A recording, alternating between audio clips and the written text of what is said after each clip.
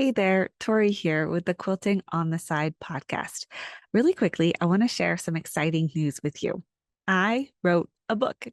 It's called Workshops Unleashed: How to Design Engaging and Successful Workshops for Quilters and Crafters. So if you're ready to have fun, make money, and truly connect with your students, Workshops Unleashed will guide you every step of the way. You'll learn how to craft sessions that resonate with your audience, attract more participants, and keep them coming back for more. With practical tips, templates, and marketing strategies, you'll discover how to turn your passion for teaching into a thriving business. And this book has everything you need to make your workshops a hit. You can pre order now through September your ebook or your paperback version of Workshops Unleashed, and you can check the show notes for the link. So I hope you enjoy this episode of the Quilting on the Side podcast. Welcome to Quilting on the Side, the podcast where we uncover the secrets to turning your passion for quilting into a profitable side hustle. I'm Tori from the Quilt Patch by Tori. And I'm Andi from True Blue Quilts. And together, we're your co-hosts on this exciting journey of creativity, entrepreneurship, and all things quilting. We're here to help you navigate the world of quilt pattern design, course creation, digital marketing, and running an online quilt business. We've been through the ups and downs ourselves, so we know what it takes to make money from your favorite hobby. That's right, Tori. We're going to share our experiences on how we've grown our businesses while balancing family with other paying work responsibilities. It's not always easy, but it's definitely possible. Welcome to our latest episode of Quilting on the Side. Tori and I are glad you're here, and we're so excited to speak tonight with Dara Thomason. She is a wonderful long arm quilter and a weight loss and life coach. So lots of good information. Dara, tell us a little bit about how you made this pivot from the quilting world into weight loss and coaching. That's such a good question. Yeah. So as a professional quilter, I have really enjoyed teaching women how to find their own free motion quilting voice. So before I was a professional quilter, I was a school teacher for 10 years and I have 5 kids. And when my youngest was 2 years old, I said to my husband, I need to go and do something for myself. And I felt like I was the edible woman. I felt like everyone was taking from me. And I kind of had this script of like what a good mom looked like. And I didn't realize. Is that an airplane? Okay. I didn't realize the importance of taking time for myself to have my own creative time to refresh. And so I went to my local quilt shop and I approached this woman and said, hey, you would do really well by hiring me to teach classes and to do these things. And I remember my husband, I was leaving with all my materials and I'd made these quilt patterns. And he was like, how much money are they paying you? And like, what are you doing? And my mom was there because I knew that would be helpful. And she turned to him and she said, it's not about the money. And that was such a powerful experience because I believe that everyone has the need to create. And if we're not creating, if we're not filling our bucket in that way, then we never feel satisfied. We never feel happy. And so I started teaching quilting, and specifically the free motion quilting was a big driver because I never thought that I could do this really cool thing because I never associated myself with being an artist. And then when I started doing it, I realized it's just kind of like handwriting. It's kind of like, just the basics, and then you can just kind of play with it. And I let myself play. And so teaching this was really fun. And then I had some awesome opportunities to teach with Riley Blake and do some videos and do these classes. And then I have the books, so you can find those books. Fast forward several years, we moved and I came here to the island and I didn't have my beautiful quilting community. And I was feeling really challenged with like just life changes. My youngest son went to school and I got myself a life coach. And in that process, I learned these mental tools, just like with these foundational tools for free motion quilting, I found these mental tools that help me ground myself, calm my nervous system, like learn all these things. And then I was able to move forward. And one of the most surprising things that happened with that was weight loss.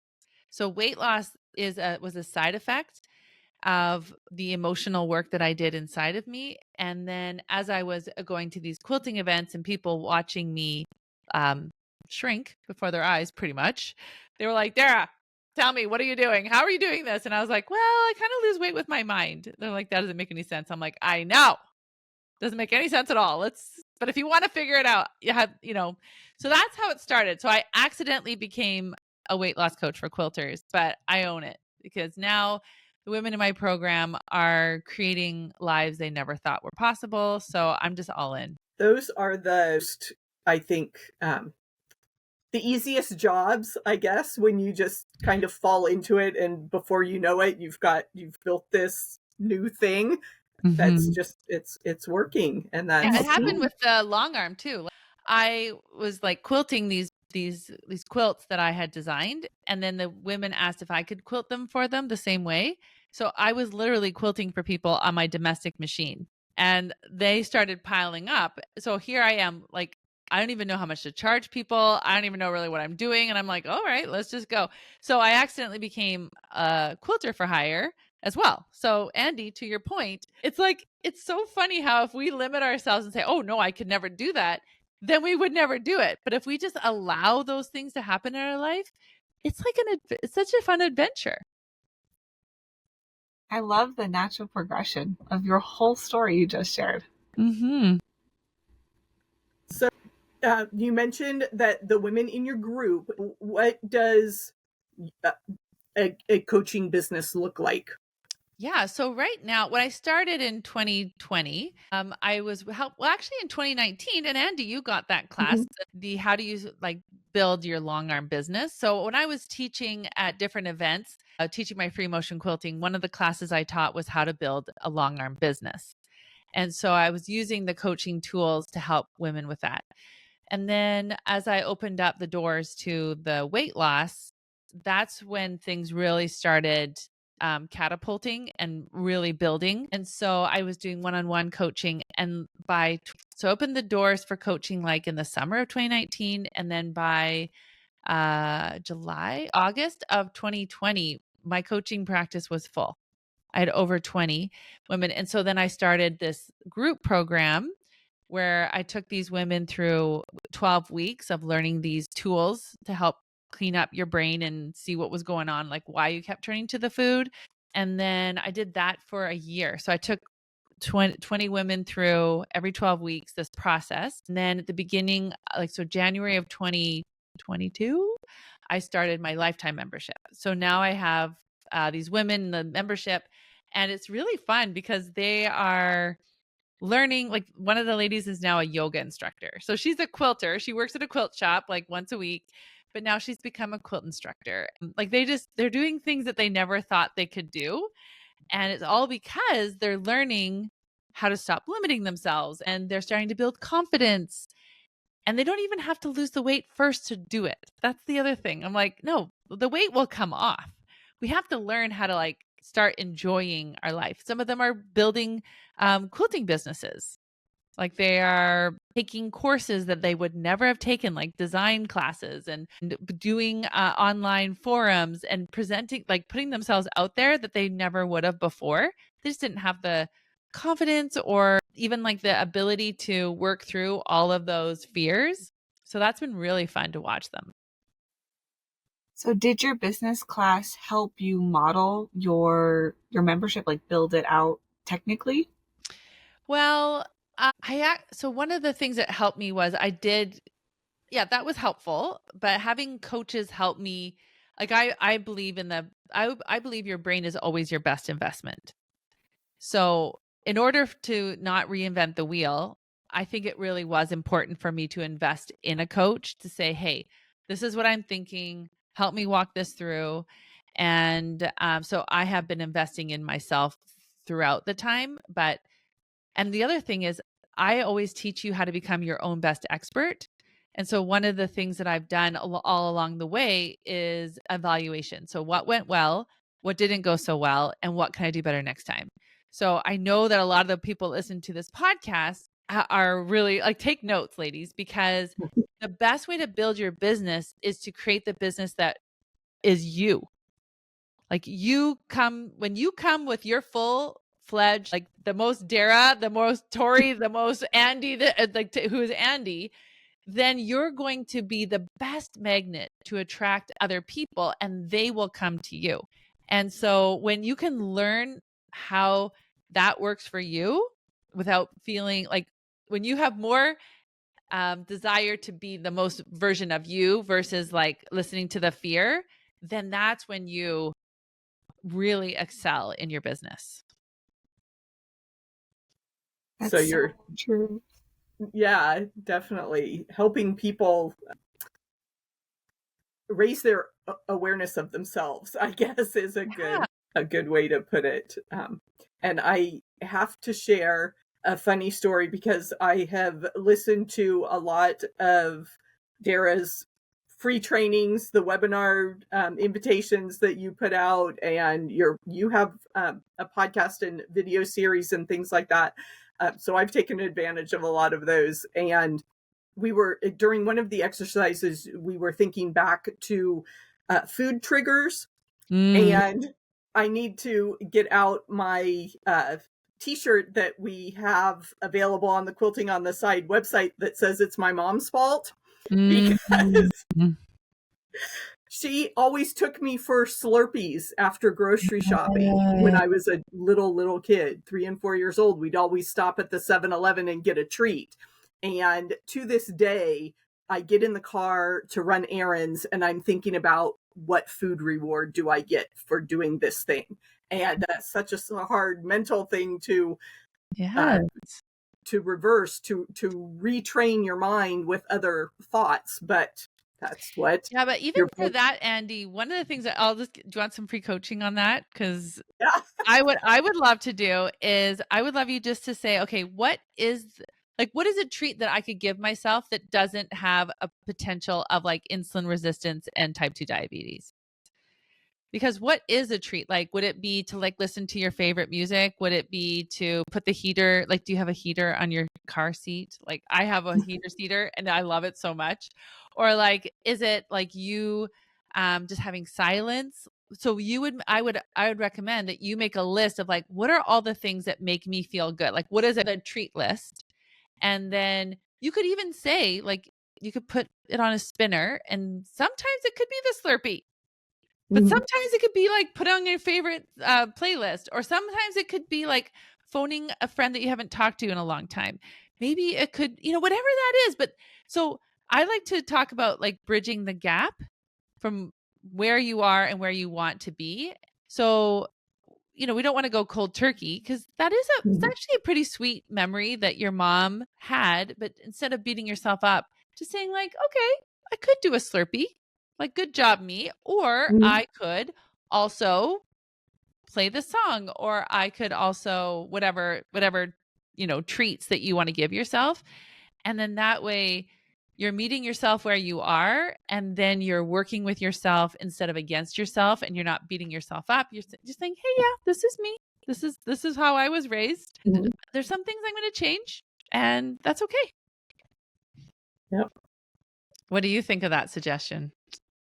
I love it. Another, just because I can think of better rewards, because when you start thinking about things and then noticing your feelings and your reactions, that's another big thing I've shared with Tori sometimes too, that I'm very much a charge ahead person. I don't always stop to reflect on things. Yeah. So if I stop and reflect on, wait a minute, now how do I feel when I get that Slurpee? You get, I'm in Arizona, so the heated car seats are not an attraction. I like that icy cold stuff. Icy cold seats.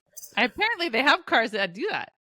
Well, yeah, I need to find those, especially as we get into the peak of summer. So maybe a better treat would be sitting in an air-conditioned movie theater rather than Yes. the Slurpee, that icy drink that's full of sugar, Yeah. that after that initial rush, I get so lethargic and Yes. ugh, Another that, thing you can do, which would be fun, I'm just brainstorming, but they have these like really fancy glasses now, or like travel mugs. You could like buy one in your mom's favorite color, and then maybe have a collection of stickers. And so you always know when you do the things, you're like, I love you, mom. And look at this fun sticker. And you could buy yourself fun stickers, or that would be your Yep. treat. And then you can carry that mug around, or the whatever, like the Stanley, or whatever one you want. And you could just honor her and say, "Hey, mom, I love you. And here's another sticker to Yep. Because commemorate I've our." been such a good girl. Yeah, exactly, right? Like, why not? Makes me think of the Target stickers they give out. And every time you go to Target, you can get a sticker to add. Yeah. Yep. Yeah. Like every time I leave the office, I always make sure that my kettle is okay, obviously I live in a colder place than you, Mhm. but I always make sure my kettle is full. So in the morning when I to come to work, go up the stairs to my house to my work, I'm like, oh, I'm so nice to myself. I have this nice full kettle and it's all ready to go, right? And I have my half of my lemon. I have my lemon up here. I'm ready to go. So it's just like a nice way to treat myself. Yeah. Yeah. That's definitely treating yourself with kindness is Yes. best. So, Tori, I've dominated. I've had my self-help session. That was great. I think it gave a nice little sampling of what Dara brings to the table. But I did have a question. You do have a lot of offers. So you've got books, you've got a long arming business, you have coaching. How do you balance marketing all of your different offers? Yeah. So I don't long arm for anybody anymore. That is definitely not something I do. My main offer is my program. So my program helps you to overcome the obstacles that you have. So if you have business obstacles, I will help you there. If you have weight loss obstacles, I will help you there. If you have whatever relationship with your mother-in-law or with your husband, or it was funny one time I had this one-on-one client and I thought for sure she was hiring me to lose weight, but really she wanted to have better sex with her husband. And I was like, let's go. Let's do it. And, like whatever it is, right? I'm there because those tools help you to figure out like what are those obstacles, what's are happening. So my main offers are my love yourself, well, my lifetime membership. And then I do have a few spots to work with me one-on-one. I also have a coach. I have two coaches that work for me. If you want to work with them, I can kind of navigate like who would be the best fit. And then I do still sell my quilting books, and I love to go to guilds and I love to help them. So you can just message me. I do have a whole section on my website that says like, if you want your guild to learn these free motion quilting skills or these mindset skills, I have this offer. So it's very clear there, and I can help you with that. I love that you've turned that into a guild lecture, your mindset skills. Mm. I was going to ask, like, do you have a lecture Yes. that Yes. specifically targets that? Oh, Yeah. that's awesome. Mm-hmm. And have you been, how often, I guess, do you switch back and forth? Because I've noticed periods where you share more of the quilting designs on social media, and then other times you're more into the coaching season and you have that hat on. So Yeah. So this is the tricky part about the algorithm in Instagram. And I'm in an Instagram class. And it's kind of crazy because there's women in my Instagram class that have like 250,000 followers. Like there's like a range of us. But one of the problems, and so that's why I got a coach to help me with my Instagram. And because I am so unique, there's no other weight loss, mental, physical weight loss coach for quilters. Like there's just no one. And so there's attraction content that I need to work on to attract people to come to me. And so in order to do that, I've got to, because Instagram needs to know how do I put Dara into the quilters feed. And so that's why I've been working on, like I have my 10 basic free motion quilting, I have those little videos. And then I'm going to be making 3 different variations of each one of those. And so I'm working, like I said in the beginning, I'm always working on what went well, what didn't go so well, and what can I do better next time. And so really experimenting with like attraction, nurturing, and there's one other section in Instagram that I work on: attracting people, nurturing them, and something else. So that way I'm always working on, how do I find my people? It's like a big treasure hunt. So that's why, Andi. So just creating like a variety so people can say, And so even today I had the woman come, we had a consult to work with me, and she's like, I found you on Instagram. I was super intrigued. I'm a quilter and I know what you're saying. It's, weight loss is much deeper. And I listen to your podcast. I've been watching your YouTube. I want to work with you. Right. So it does work. And so whatever quilting you're doing, it's like we have to figure out how we're going to let the algorithm work for us in creating the kind of results that we want. Yeah, for sure. It just, like you said, you have to weave it all together, because you can't always be attracting new people, because then what about the people you have, they just fall off and kind of notice you as the billboard along the side of the road. Right. Yeah. And so that's why like the podcast is such a great, like it's such a nurturing piece. So I had a follow up with that answer or the question. Yeah. I don't know, but I'm excited to hear how you answer this.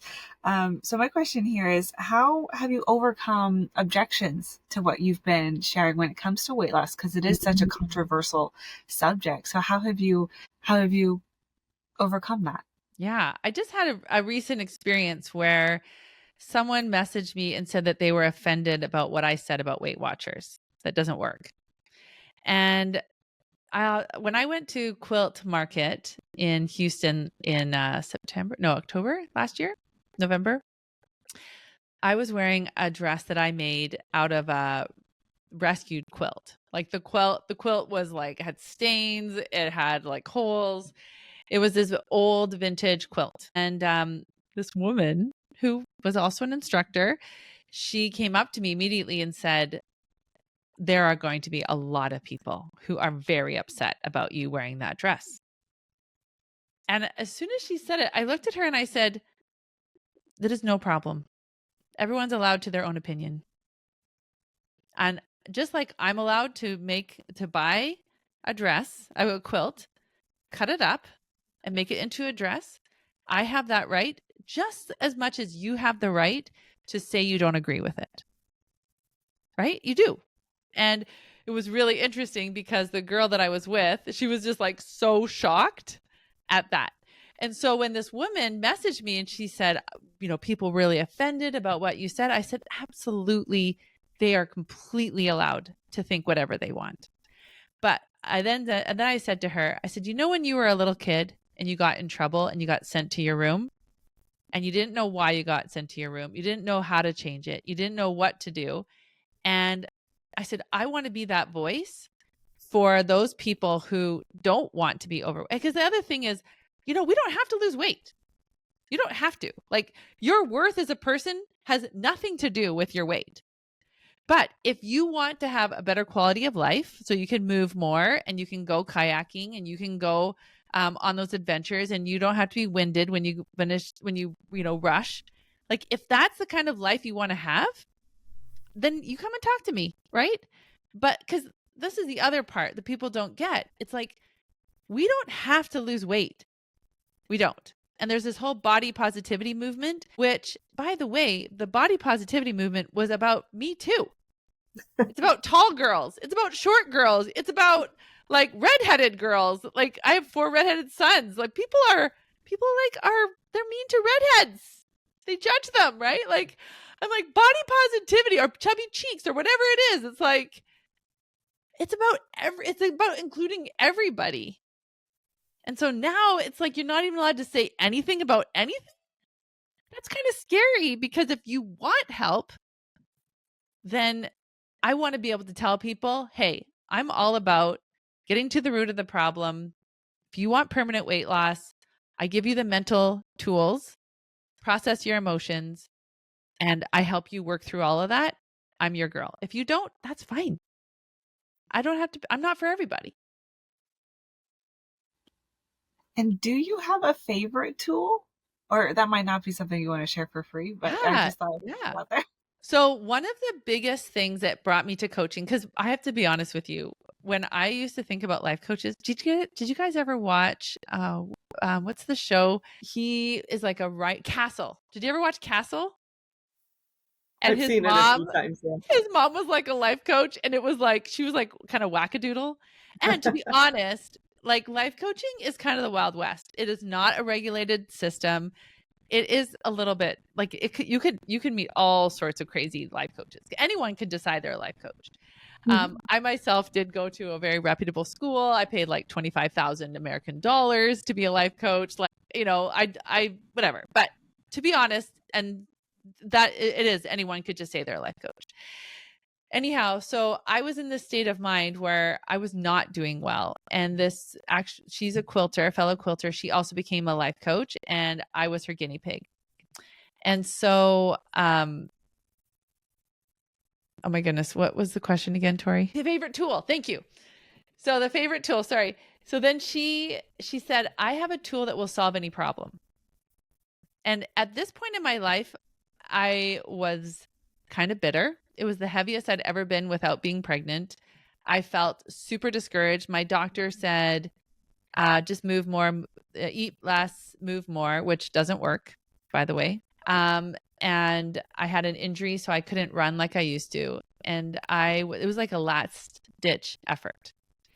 And I had 6 free coaching calls with her. And every single call I came to with a problem I honestly didn't think she could solve. Like I literally spent 7 days, I guess, thinking of she will not be able to solve this problem. And the tool is called the model. And what the model does is it separates our thoughts from what is actually a circumstance or a fact. So my situation was, I honestly felt like the thought I could not lose weight was a fact. I had all this proof in my brain I could not lose weight. And she said, no, that's a thought. Because you can lose weight, right? If you got sick and you threw up, you could lose weight. When you go to the bathroom, you lose weight.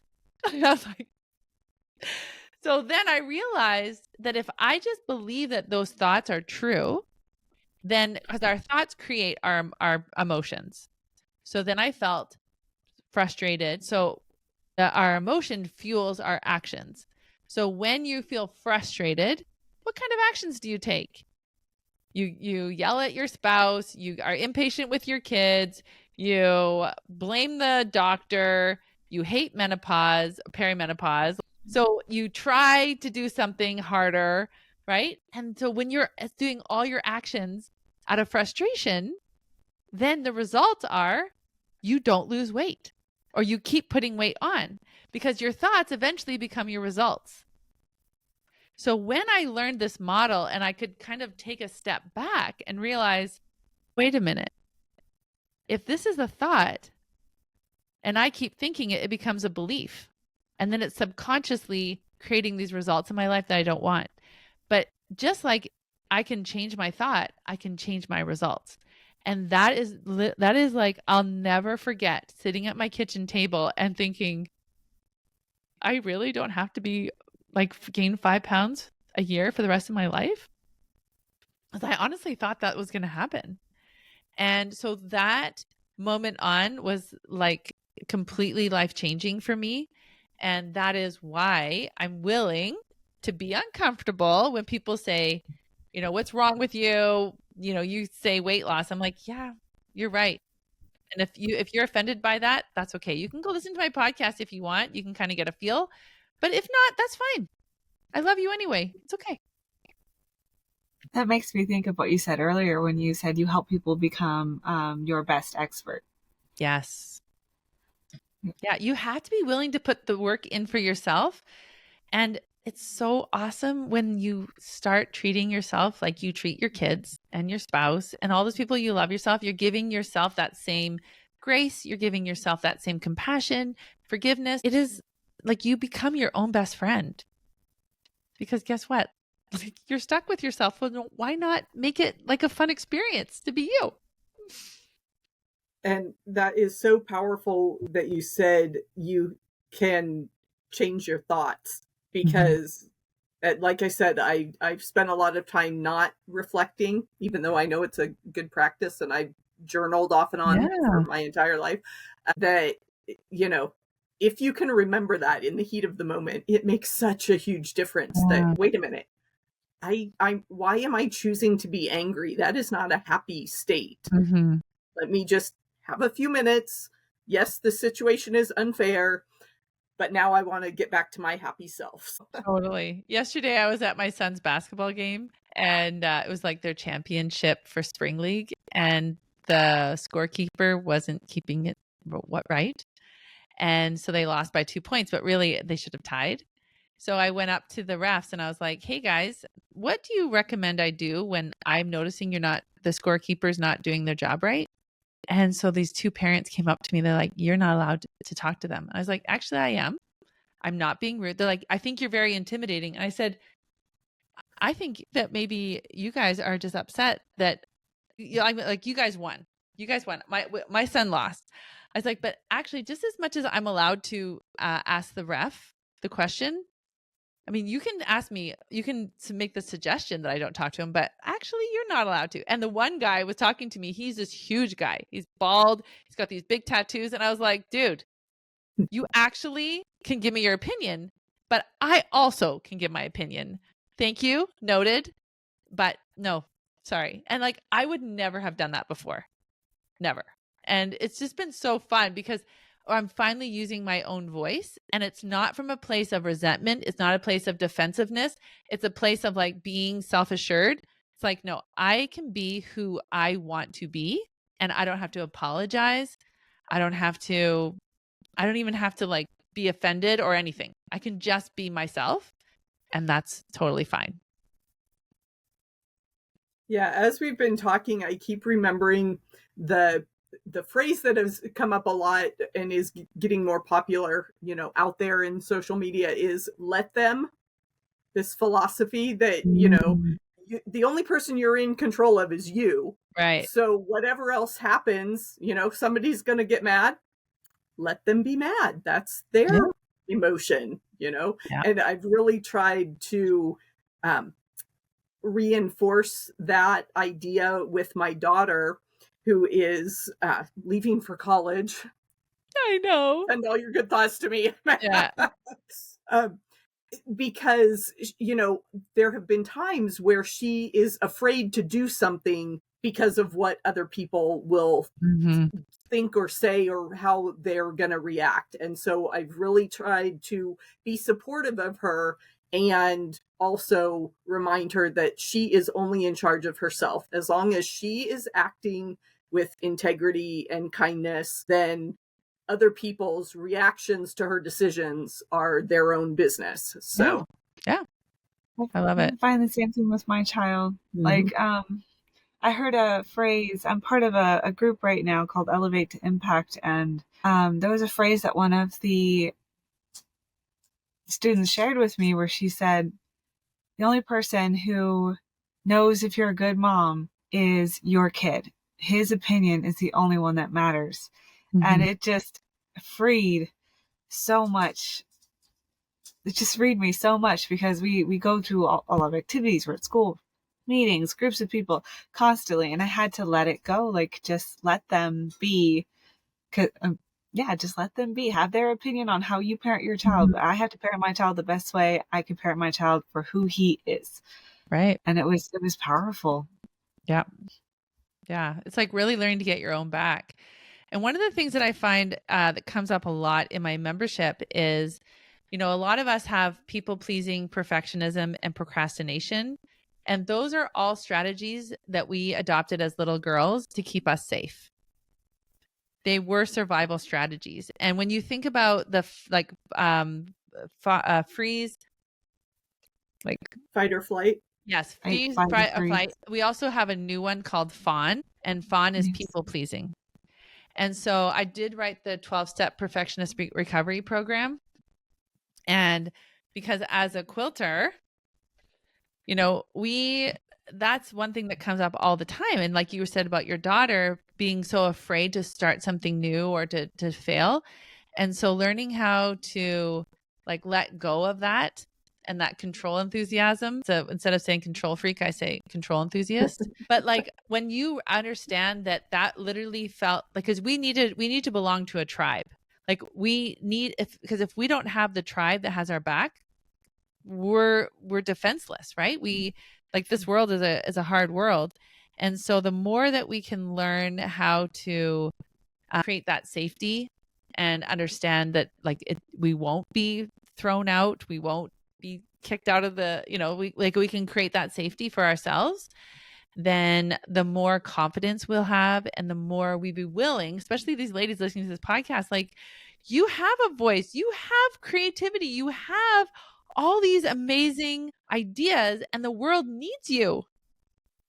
They do. They need you. They need lots of pattern designers and lots of quilters and like teachers and vibrant and like their own take. But if you keep yourself afraid, then you're not able to help those people. Right. And then life isn't as much fun. And I know that when I'm stuck in that fight, flight, or freeze or fawn, because with my busy, hectic life, I tend to fall back into that. And it's something I'm learning about myself. And like you said, become your own best expert. Like, I love that. And I realize that if I can take the time to use some of the tools that I'm learning, some of the tools that you're teaching people to use, you get out of that fight or flight, fawn or freeze, and your brain and your creativity can explode, and your business can explode, and your fun can explode. Your life can be so much easier because you're not weighed down. And for me personally, I get stuck and I freeze. That's my default. I freeze. And I just want to call back to that, how powerful the tools that you are sharing can be. Is they can get you out of that freeze mindset or stuck mindset or any kind of mindset when it comes to that fight or flight reflex. And you can use your whole brain to solve your problems, to enjoy your life. Yeah. One of the things I say often all the time is when emotions are high, intelligence is low. So that's why we have road rage. That's why we have these. So like yesterday when these two parents were being ridiculous about the basketball, I was just like, guys, relax. I'm just asking the ref a question. Like, I think you're overreacting here. I am not like here for a fight. I'm not for any of that. I am just simply curious and I want his opinion. That's all. So I'm not charged, even though they were like kind of vibrating. And I'm like, okay, you guys, right? Like it was so interesting. And so I just say that to my kids all the time. I'm like, when emotions are high, intelligence is low. So let's take some breaths and okay, I can handle this.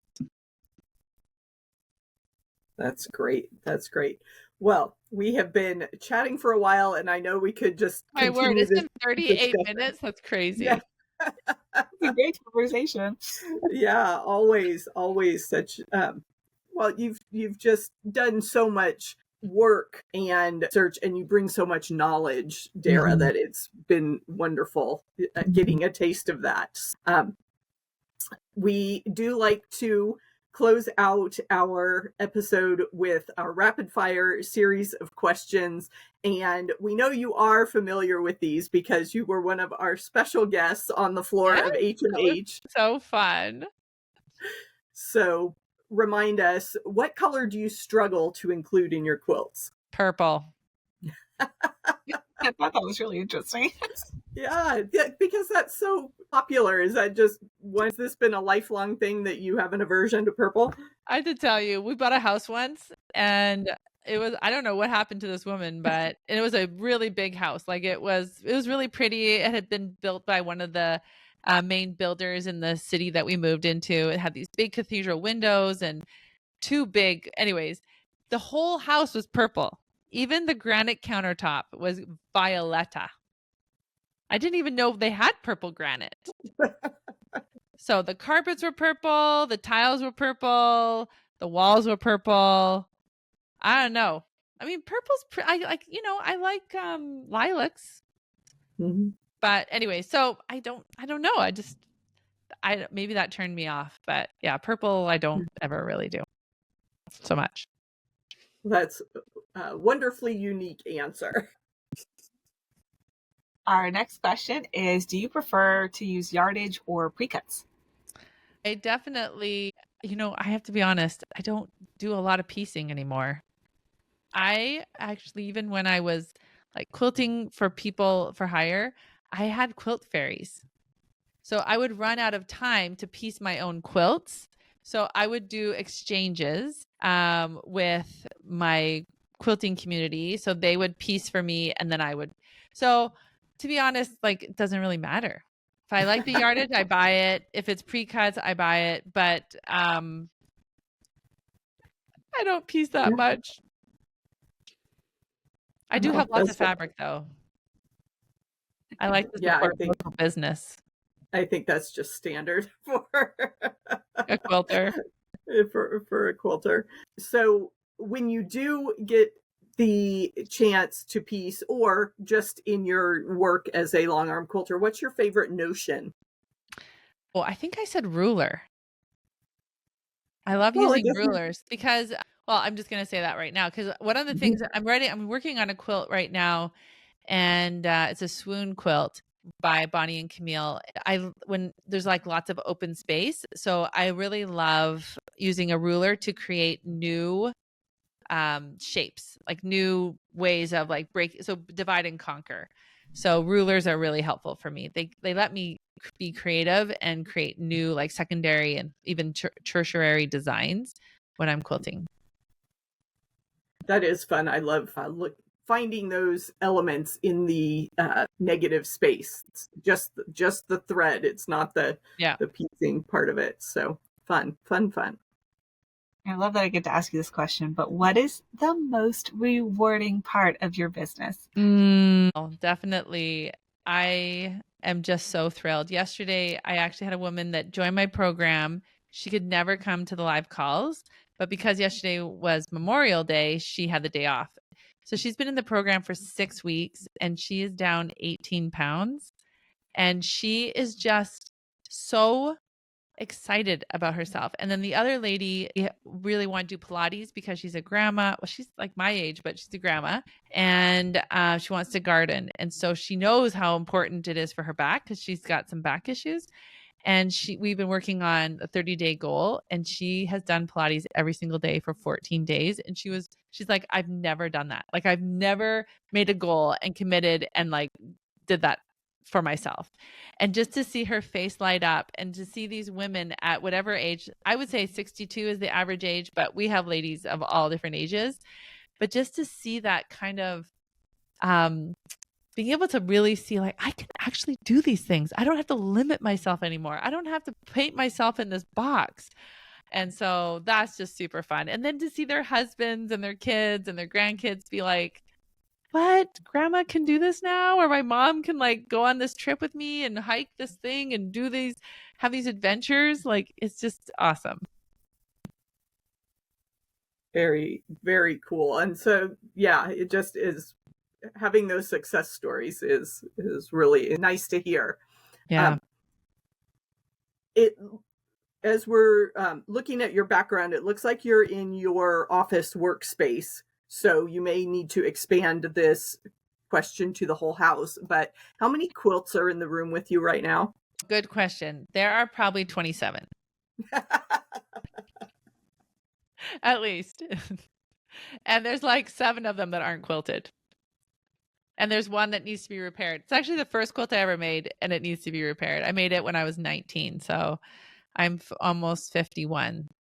And the quilt top is still working. So yeah, there's at least 27 quilted tops and then at least 7 that need to be quilted still. This question is, who is inspiring you right now? And they don't have to be in the quilting universe. Yeah. So Jody Moore, she is a life coach. She is my mentor. Her podcast completely changed my life. And I have her as my business coach. It's just been amazing to me to be able to turn to her, have her be able to look at my brain and see those default thoughts that I'm having that I don't even realize, because 95% of our thoughts are subconscious. So it's kind of like if you were always told you were shy, then you just like, oh, I guess I'm shy. right? But like, that's not who you really are. And so life coaching is the ability to like hold a mirror to our thoughts and then be able to say like, is this really who we are? Or is this what's going on here?